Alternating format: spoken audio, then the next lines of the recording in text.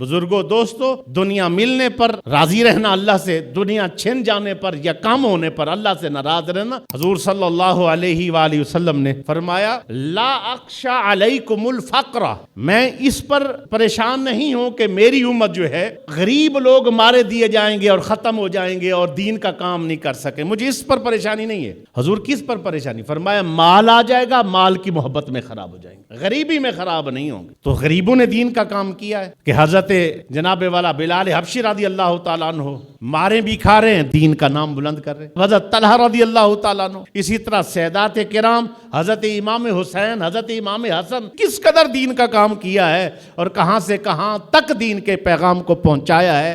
غریبی تھی پھر بھی دین کا کام چلتا رہا۔ دین کی ابتدا غریب لوگوں سے ہوئی اور غریبوں نے دین کا ساتھ دیا۔ ابھی لہب نہیں ملا، ابو جہل نہیں ملا، یہ جتنے سردار تھے حضور کے ساتھ نہیں ملے۔ کون ملے ہیں؟ یہ غریب مسکین جن کے گھر میں روٹیاں نہیں تھی، وہ حضور کے ساتھ کھڑے ہو گئے، دین ترقی پا گیا۔ پھر ایک وقت آئے گا، مال آئے گا، لوگوں کے پاس دنیا ہوگی، بندے کہتے وہ دنیا دار ہے، وہ مالدار ہے، وہ دین کا کام۔ کہا بڑے بڑے دنیا دار لوگ دین کا کام نہیں کر سکیں گے۔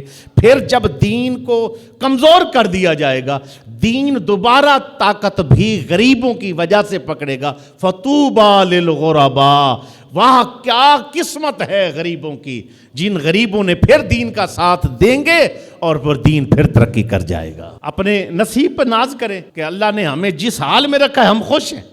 مرکز سیف العلوم، گجرانوالہ۔